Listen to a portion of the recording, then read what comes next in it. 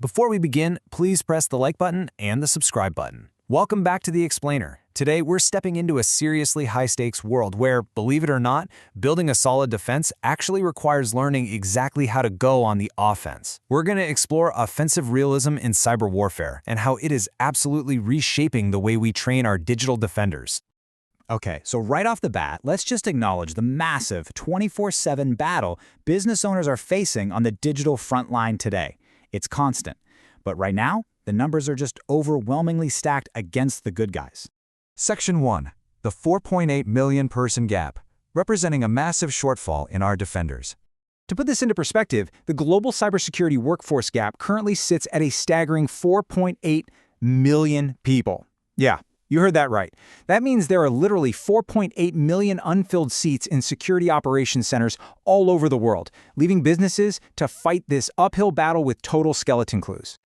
Section 2. The lure of the dark web, and where all this talent is actually going.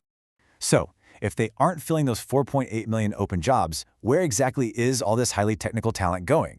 Well, interestingly enough, it's not just shadowy figures hiding out in basements anymore. We're seeing technically skilled teenagers and even recently laid off corporate professionals actively posting their resumes on dark web forums to shift toward illicit opportunities. And because some of these folks used to be part of the professional workforce, they know exactly how to target a business. And just to show you the unbelievable sophistication of these modern adversaries, look no further than October 2023. Google had to fend off a massive distributed denial of service attack against its infrastructure that peaked at a mind-blowing 398 million requests per second. I mean, these are not amateur attacks. They require monumental orchestration. Section 3. Anatomy of a cyber attacker and how they start. You know, it rarely starts out with some massive corporate takedown. A lot of these cybercriminals are actually just teenagers. They've got this incredible technical intuition, but zero professional mentorship. So their introduction to this stuff usually starts small. We're talking minor account takeovers or DDoS attacks just to kick their rivals offline. It feels like a prank to them, but every successful exploit delivers this huge rush of validation from their peers. And this raw talent very quickly hits a crossroads. It's really a tale of two paths here. On one hand, you have the destructive route of boundary-crossing behavior, exploiting vulnerabilities for illicit peer validation. But on the other hand, we have the constructive path, professional mentorship and education that guides them straight into the professional workforce where we desperately need them. I absolutely love this quote because it hits the nail right on the head. The skills that make someone valuable to hackers and security teams are the same. It's so true. By aggressively pushing technically skilled young people toward the right path through early mentorship, we can proactively deter criminal behavior. The underlying abilities required to tear a system down or build its defenses up are literally identical. It all comes down to how that knowledge is channeled.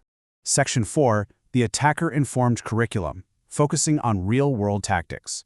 So how do we fix this? We have to totally shift to an attacker-informed curriculum. We need to ditch the purely theoretical textbook training and learn directly from how adversaries operate. And to build this curriculum, we follow 3 actionable steps: strengthening core knowledge, including hands-on labs, and rigorously identifying skill gaps. Kicking things off with the first step, professionals need a rock-solid foundation in the absolute fundamentals. We're not just talking about memorizing a bunch of software tools. They must intimately understand how systems communicate, how they authenticate users, and critically, how they fail. Because systems break in very predictable, exploitable ways.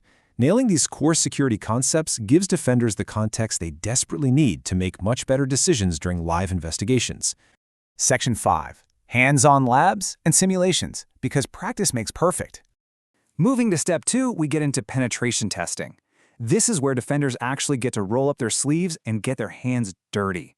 It allows them to safely practice exploiting vulnerabilities and testing defenses without impacting any actual live systems. It's a highly realistic sandbox for attacking weaknesses without risking a real business. And taking it a step further, the curriculum absolutely has to include red team exercises. This is a real game changer. These are adversary emulation techniques that perfectly mimic genuine coordinated attacks. Participating in these intense simulations dramatically sharpens a team's ability to uncover critical weaknesses, not just in software, but in operational processes and even human behavior. They're responding directly to an ethical hacker in real time. Section 6. Closing the skills gap and finding the blind spots. So for the final step, as professionals navigate these super intense, fast-paced labs, something really vital happens. Hidden workflow and skill gaps finally become glaringly apparent. These are the critical vulnerabilities in team communication or execution that traditional, multiple-choice studies completely miss. Finding these specific blind spots gives us incredibly targeted opportunities for rapid improvement across the whole team. And that leads us to the big takeaway of this entire explainer. Thoroughly understanding real-world attacker tactics is literally the key to preventing them. Ultimately, embracing this attacker-informed curriculum gives business owners the total confidence that their cybersecurity teams can truly understand, anticipate, and mitigate the most sophisticated modern threats out there. Which leaves us with a really vital question to ponder today. Is your organization training its defenders to think exactly like the adversaries they face? Are you learning from the offense to build your defense? Leave your thoughts on this in the comments below. Because look, if we ever want to effectively close that massive 4.8 million person gap, we've got to transform potential attackers into our absolute strongest advocates.